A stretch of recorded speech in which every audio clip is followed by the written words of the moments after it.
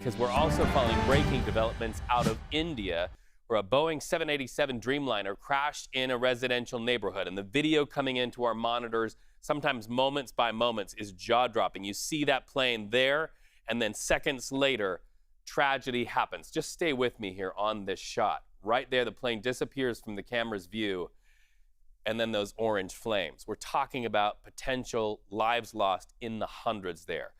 That plane headed to London's Gatwick Airport. It crashed shortly after takeoff.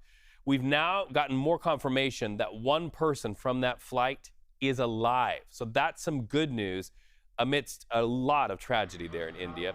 We also have this video to our monitors showing the plane's last seconds. And Shanelle Kaul's been following this. Shanelle, you're looking at this as I'm looking at it. What is standing out to you, especially given the news that that plane, at least part of it, landed on a hospital? That's right. The tail of this plane, we know through some images and through our teams at CBS News confirmed that it landed on a hospital. Several homes were also destroyed. You mentioned this happened in a very residential part. Part of the plane, Reed, also crashing into a local medical college where students were apparently having lunch. We know the Air India aircraft took off shortly after 1:30 p.m. local time, but it went down just 8 minutes after taking off in the western Indian city of Ahmedabad. Now, it was bound for London's Gatwick Airport, and that's where we find CBS News foreign correspondent Chris Livesay this hour. Chris, this is notably one of the worst crashes in India's history. What's the latest on the ground there right now, hearing there may have been one survivor?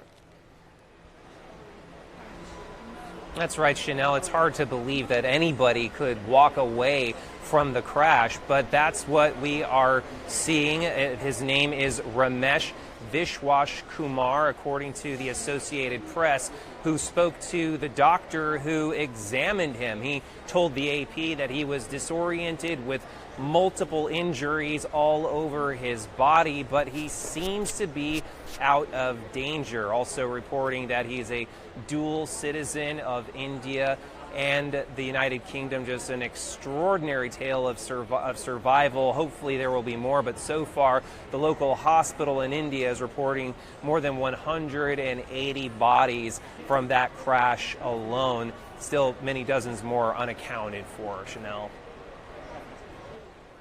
And Chris, you know, some of the social media videos and photos that we're seeing emerge are just so disturbing and so tragic. We're seeing the plane crash into this very residential area. There were offices, there was a hospital, there was a college near the crash site.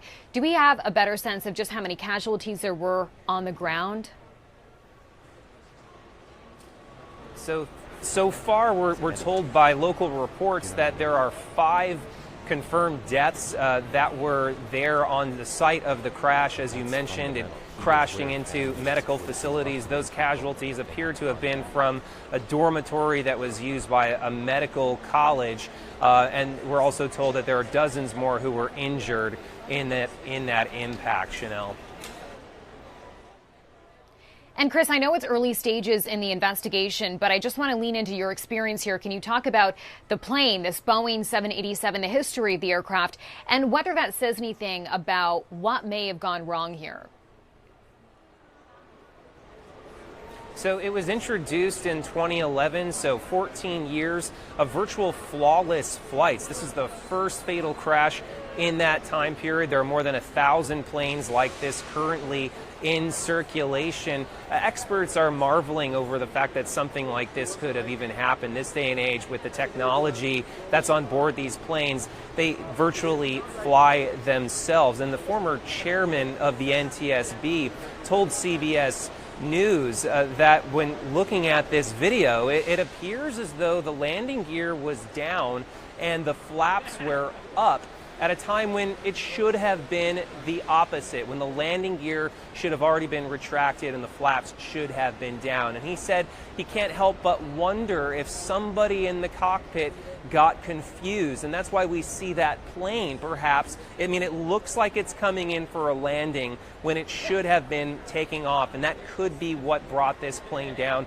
Some kind of confusion in the cockpit, some kind of mechanical error. These are the questions that experts and investigators are going to be asking as they sift through the rubble, look for the black box, and go through the data that they recover. But it could take many days, weeks. Sometimes these investigations take years before we get to the bottom of this, Shanelle.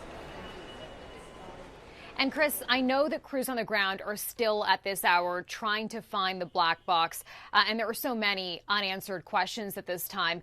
But given the fact that there's so much international support in this investigation, you mentioned the NTSB is going to be sending American investigators to help with this. Do you have a sense of when we might have some answers to some of these big questions? Well, so protocols require that there be a preliminary report issued within the first 30 days of the beginning of that investigation. Now, experts tell us that may be very perfunctory. It may be nothing more than something along the lines of what we already know, that a crash took place. Beyond that, it's really a question of the evidence and how quickly investigators can recover it. It requires the cooperation of multiple authorities. We have the National Transportation Safety Board from the United States that's participating. Of course, we have UK authorities, and of course, we have Indian authorities, and many more that are going to join forces, hopefully to provide answers to not just the general public, but especially for the victims on board that plane. Shanelle. All right, Chris Livesay live for us from London's Gatwick Airport this hour. Chris, thank you. And Reed, again, just to recap, that Air India plane carrying 242 passengers and crew on board, it crashed after taking off in Ahmedabad. CBS News confirming now one person survived this crash. There are search and rescue operation that is continuing on the ground this hour. And I'll also mention CBS News does have a crew that's heading to Ahmedabad right now. I just spoke to one of our producers in South Asia.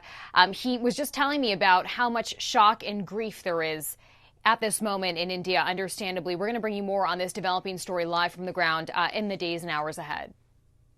What also gets me so deeply is where Chris Livesay is reporting live. That is where friends and family, no doubt, would be picking up the people who were on board this plane had the plane made its destination. The human side of this story, so tragic. We're glad to hear at least one person is alive. Shanelle, Kaul, thank you so much.